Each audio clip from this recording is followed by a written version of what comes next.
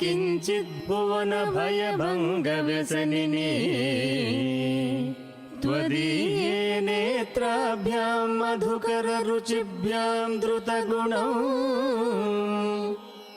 धनुर्मन्ये सौव्येतरकरगृहे तं रतिपतेः प्रकोष्ठे मुष्टौ च स्थगयति निगूढान्तरमुमे।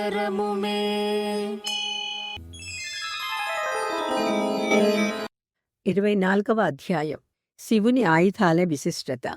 తరువాత నేను శివుని ఆభరణాలు, ఆయుధాలకి సంబంధించి ఏదైనా అంతరార్థం ఉందా అని ధర్మగుప్తులని ప్రశ్నించాను.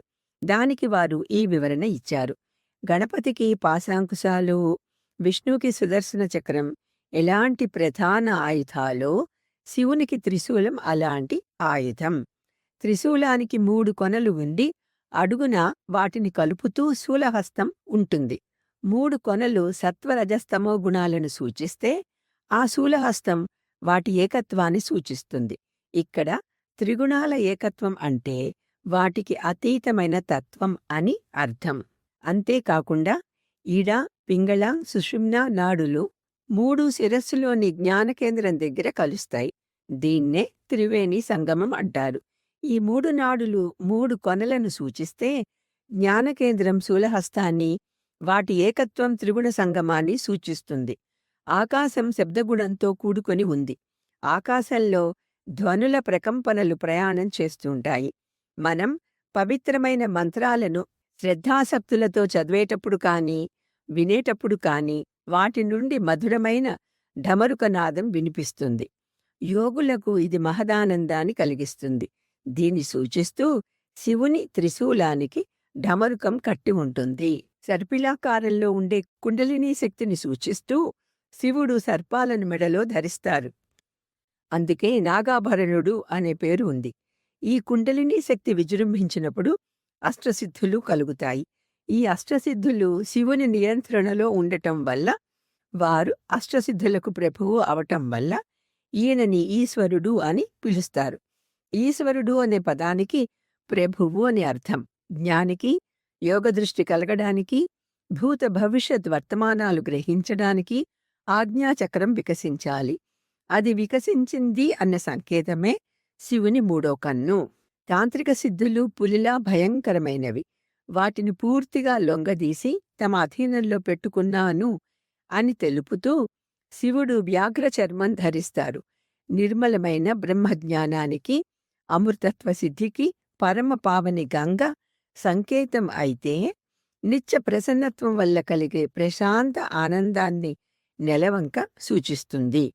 స్త్రీ పురుషులు ఇద్దరిలోనూ స్త్రీ పురుష తత్వాలు రెండూ కలిసే ఉంటాయి. శరీరం కుడి భాగంలో ఉండే శక్తి పురుషశక్తి, ఎడమ భాగంలో ఉండే శక్తి స్త్రీ శక్తి. ఈ శక్తుల అవిచ్ఛిన్న సంయోగమే అర్ధనారీశ్వర తత్వం. ఇంతేకాక కాలచక్రం కూడా అర్ధనారీశ్వర తత్వమని, ఎన్నడూ విడదీయరాని జంట అని తెలుసుకోగలగాలి. రాత్రి పగలు, పౌర్ణమి అమావాస్యల వంటివి అన్నీ ఒకదానిమీద ఒకటి ఆధారపడి ఉంటాయి. ఒకటి లేనిదే మరొకటి లేదు. శివుడు సంహారకారకుడు అంటే పాత సృష్టిని తీసి కొత్త సృష్టిని కల్పించేవాడు అని అర్థం. ధనుస్సు ధరించి ఆర్ద్రా నక్షత్రంలో గోచరమయ్యే రుద్రుడు పరుగులు తీస్తూ పారిపోతున్న జింకను వెన్నంటి వేటాడే వేటగానిలా కనిపిస్తారు. ఇది ఆకాశంలో మిథున కర్కాటక రాశులకు అడ్డంగా ఐబూలగా ఉంటుంది. ఈ నక్షత్ర మండలానికి దగ్గరగా క్రూరగ్రహాలైన శని, కుజ, రాహు, కేతువులు సంచారం చేసినట్లయితే ప్రపంచ యుద్ధాలు, ప్రళయాలు జరుగుతాయి. యోగాగ్ని వల్ల అన్ని కోరికలు భస్మమైనట్లయితే ఏ కోరికలు లేని వైరాగ్య స్థితి కలిగి, ఆ వైరాగ్య స్థితిలో చక్కటి ప్రశాంతతతో కూడిన నిర్వాణ స్థితి అనుభవంలోకి వస్తుంది. దీన్ని సూచిస్తూ శివుణ్ణి శ్మశానవాసి అంటారు. విభూతి పవిత్రమైన తెల్లటి జ్ఞానానికి గుర్తు. ఆదిభౌతిక, ఆదిదైవిక, ఆధ్యాత్మిక ఈ 3 స్థాయిలలోనూ జ్ఞానప్రాప్తి లభిస్తుంది. పైన చెప్పిన బాధలను శరీరం అనుభవిస్తూ ఉన్నప్పటికీ నిజమైన సాధకుడు ఆత్మను పరిశుద్ధంగా ఉంచుతూ దైవ సాన్నిధ్యాన్ని పొందవచ్చును అనే విషయాన్ని సూచిస్తూ శివభక్తులు 3 విభూతి రేఖలను త్రిపుండ్రాలను ధరిస్తారు. శివార్చనా విధానాలు. మాఘమాసంలో అమావాస్య ముందు వచ్చే చతుర్దశిని మహాశివరాత్రి అంటారు. మహాశివరాత్రి మంగళవారం నాడు, అలాగే త్రయోదశి శనివారం నాడు వస్తే చాలా మంచిది. కర్మకారకుడైన శని వల్ల కలిగే కష్టాలను శనికి అధిదేవత అయిన శివుని పూజ చేసి పోగొట్టుకోవచ్చు. శని త్రయోదశి ప్రదోష సమయంలో శివార్చన చేస్తే కర్మదోషాలు పోయి సుఖశాంతులు కలుగుతాయి. శివుడు పంచభూతాత్మకుడు. మన శరీరంలోని మూలాధారంలో ఉన్న పృథ్వీతత్వానికి ప్రతీకగా పార్థివలింగాన్ని, స్వాధిష్టానంలో ఉన్న జలతత్వానికి ప్రతీకగా జలలింగాన్ని, మణిపూరకంలో ఉన్న అగ్నితత్వానికి ప్రతీకగా జ్వాలాలింగాన్ని, విశుద్ధులోని వాయుతత్వానికి ప్రతీకగా వాయులింగాన్ని, అనాహతంలోని ఆకాశతత్వానికి ప్రతీకగా చిదంబరలింగాన్ని సాధకులు పూజిస్తారు. ఆకాశలింగంగా పిలువబడే చిదంబరలింగానికి అసలు రూపమే ఉండదు. రుణము అంటే పాపము, పాపము లేనిదే అరుణం. పాపాలను నాశనం చేసేవాడే అరుణాచలేశ్వరుడు. శ్రీపాదులే శ్రీ వెంకటేశ్వరులు. ఇంతవరకు ఆపాదమస్తకం పరమశివుని తత్వాన్ని విశ్లేషించిన ధర్మగుప్తులు ఈ ప్రసంగాన్ని ముగిస్తూ శ్రీపాదులు పద్మావతీ సమేత వెంకటేశ్వరుల సంయుక్త రూపమని వర్ణిస్తూ దానిని ఇలా వివరించారు. శ్రీ వెంకటేశ్వరులు కృతయుగం నుంచే ఉన్నారు. దశరథునికి పుత్రునిలా జన్మిస్తానని వరమిచ్చి శ్రీరామునిలా అవతరించారు. అందువల్ల కౌసల్యాతనయుడు అయిన శ్రీరామునిగా పూజింపవచ్చు.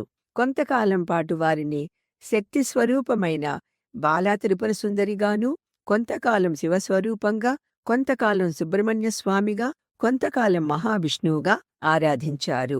వారి వైష్ణవమాయకు అంతు ఎక్కడా? జగన్మోహిని రూపంలో దేవతలకు మాత్రమే అమృతాన్ని పంచి మన్మధుడి అవసరమే లేకుండా శివుని మోహింపచేసి ధర్మశాస్త్రను అయ్యప్పను జన్మింపచేసి సృష్టికే ఒక కొత్త అర్థాన్ని ఇచ్చిన ప్రభువుకు అసాధ్యం అనేది ఏమైనా ఉంటుందా? శ్రీపాదరాజం శరణం ప్రపజ్యే. అహస్సూతే సవ్యం తవ నయనమర్కాత్మకతయా త్రియామాం వామంతే సృజతి రజనీనాయకతయా తృతీయాతే దృష్టిర్దరదళిత హేమాంబుచరుచిః సమాధత్తే సంధ్యాం దివస నిశయోరంతరచరీ